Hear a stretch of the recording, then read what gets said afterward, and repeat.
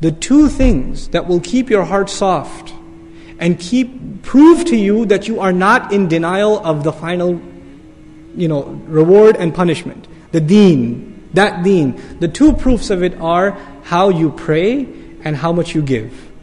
Giving, your dealings with people, and your prayer to Allah Azza wa Jal. These are an indication of how strong your belief in the akhirah is and what you should be expecting from it. And if our prayers are weak, that's a life project now. That becomes a mission. And if our dealings with the orphans, and we don't even talk about the needs of the other, if we're not concerned about these things, then these things become a concern first and foremost in your own family. You know for a fact there are people in your family that need help.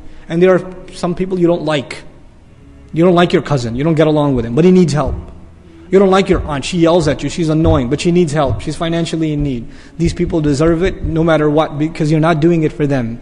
You're doing it because it proves to you for yourself, and inshallah ta'ala it's a case with Allah that you believe in being paid back in the end. May Allah Azza wa Jal make us of those who believe truly in our hearts. May Allah Azza wa Jal correct our prayers and keep them from these despicable acts. May Allah Azza wa Jal make us the best to each other and to all of humanity, and make us living models of the beauty of this deen. You see, when you deny the akhirah, you've denied something that was in your heart. And when you deny something in your heart becomes a little hard.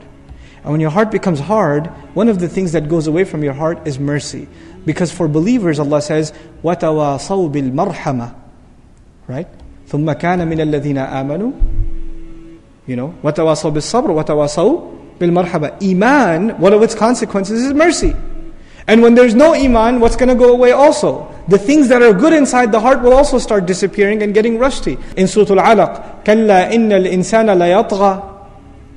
No, the human being, he truly rebels. Why does he rebel? أَرَّآهُ اسْتَغْنَى. Does he think that he's free of need? إِنَّ إِلَىٰ رَبِّكَ الرُّجْعَى.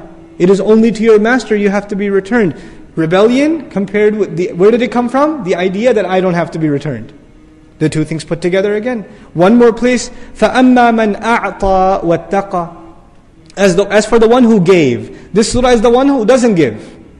But the one who gave and has taqwa, وَصَدَّقَ بِالْحُسْنَى. He confirmed the truth, he confirmed the most beautiful thing, which is the truth, this Islam. On the other hand, وَأَمَّا مَنْ بَخِلَ وَاسْتَغْنَى. And the one who is cheap and doesn't think he needs anyone else. He thinks himself free of need. وَكَذَّبَ بِالْحُسْنَى. He lies against the most beautiful truth. So the two things are connected constantly in the Quran in several other places. Sahwa. Sajdatul sahw, you've heard that term before? Sahw in Arabic means to be to forget something out of neglect. To forget something because it's not the most important thing to you. This is sahw. Something else was on your mind and you forgot what you think is less important. And you overlooked it. This is called sahw. Sahw also includes that if you caught the prayer, well and good. If you didn't catch it, no big deal. Sahw also means you made plans to make salah, or you made plans to go to the mall, or you made plans to go play sports, or you made plans to go see a movie or whatever, I hope not. But you made all these plans, but what was not part of your plans? Salah time. You planned the wedding and it conflicts with Maghrib time. No big deal. Right? You registered for courses and it's right at Jummah time. But the professor's easy A, that's why I took this course. It fits my schedule better. Right? And your work breaks. They may conflict with Salat time. In other words, you organize your life, but what's not a concern in how you organize your life? The prayer. You're careless about it. It doesn't matter. It doesn't matter. And so you go on a picnic or you invite people over for a party or something and Salat time came and went. It's okay, we're busy right now. It's not that big of a deal. This is sahun. Neglectful. Now Allah Azza wa Jal first of all mentions, before He gets to the bigger crime, the first reason you deserve the worst kind of destruction is you have this attitude about the prayer. This attitude. There's an ayah in the Quran, Allah Azza wa Jal, a few places, just I want to give you some idea of the importance of what salah is to Allah subhanahu wa ta'ala. What salah means. One place, the conversation happens between Allah and Musa. Allah introduces Himself to Musa alayhi salam. Himself. What does He say to him? Innani Allah, an Allah. I am Allah, no doubt. Fa'budni, worship only me. Enslave yourself only to me. Wa aqimis salata li dhikri. And establish the prayer so you can remember me. Think about that. Musa alayhi salam is just talking to Allah. You think he's ever going to forget Allah now? When you talk to somebody important, you never forget. You never forget. Somebody comes over to your house, you say, you know who I met? You know who came over to my house? You know who I spoke to on the phone? Somebody important that you meet. It becomes an imprinted memory in your mind and something, the point of conversation, everyone you meet. You know who I've had a talk with? This famous person. Who is he talking to? Allah Azza wa Jal. And Allah says, no. That remembrance is not enough. To really remember me, you better establish salah. Subhanallah. Now there's this ayah. Inna salati wa nusuki wa mahyaya wa mamati lillahi rabbil alameen. Let me translate roughly. No doubt my prayer, my sacrifice, my life and my death all belong to Allah. Life and death is pretty big things. What came first? Salat. Salah is for Allah. I was thinking salah at the end. Of course my life belongs to Allah, so salah is part of it. Part of my life. No. Salah first, life and death second. Later on. Subhanallah. What is this salah to Allah Azza wa Jal?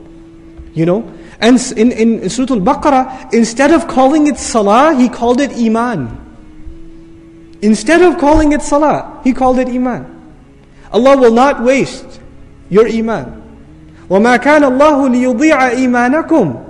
When the qibla was changed, Bani Israel come to the believers and say, oh, all your previous prayers are wasted. Allah says, no, Allah will never waste your iman. What was He actually talking about?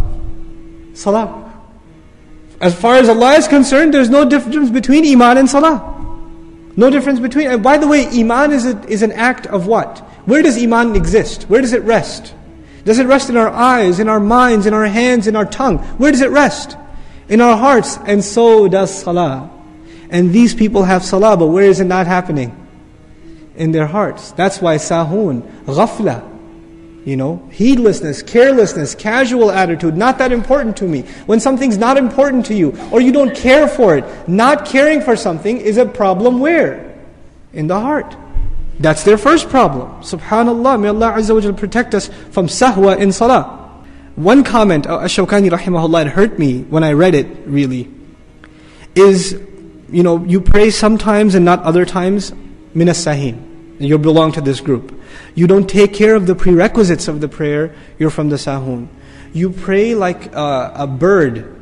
You pray like a bird picking pebbles. The Prophet described this when some people make sajda. They bang their head and come right back up. And they wait till the end of salat time. Right? This is sahwa also. This is sahwa also. And to be unmindful of the components of the prayer. You haven't even gone all the way down to ruku, it's time to get back up. Right? It's like you're in a hurry, it hurts you like all of a sudden you start getting high blood pressure if you're in ruku too long. So immediately, halfway down already it's time to come up. Immediately into sajda you come back up. You barely touch it. They call it hit and run. We used to call it hit and run in college, in the MSA. So you finish your hit and run because you bang, you're done with salah. Get it over with kind of thing. It's like an obstacle in your day. It's getting in the way of the really important things you have to do. You were created for this. Before Allah mentioned your life and your death, He mentioned your salah. You were created for salah. That's your first job. That's the first thing that the messenger is commanded. Before we think of the messenger as someone who gives da'wah to people, right? That's in Surah Al-Muddathir. Go warn the people. Before Surah Al-Muddathir, there's Surah Al-Muzammil. And Surah Al-Muzammil, what's he told to do first? Pray. قُمِ اللَّيْلَ إِلَّا قَلِيلًا. Pray first. Then go warn the people. Subhanallah. What institution is this that we can be careless and heedless about? He says, إِنَّهُ لَا يُبَالِي سَوَاءٌ صَلَّى أَوْ لَمْ يُصَلِّي. This is the person, it doesn't bother him whether he prayed or not. In Punjabi they say, Gali koi nahi. No big deal. No big. What's the big deal? It's okay. Don't make a big fuss about it. It's just Maghrib. It's alright. There's still time. There's still time. And you keep saying that to yourself. Subhanallah. Anyhow, so the Muslims at least should organize their daily affairs and especially their social affairs around the salah. Inna salata kanat ala al-mu'minina kitabun mawquta. No doubt the prayer, especially when it comes to the believers, it is that which keeps their time. It schedules their life. And Allah didn't say alladhina amanu in the ayah, He said al-mu'minin. If you're truly believers, then everything else will come secondary, salah will come first. If you're just alladhina amanu, just regularly, those include hypocrites too, by the way, in the Quran. Right? Then maybe not. But if you want to be from the rank of those who truly believe, then salah schedules the rest of your time, the rest of your day.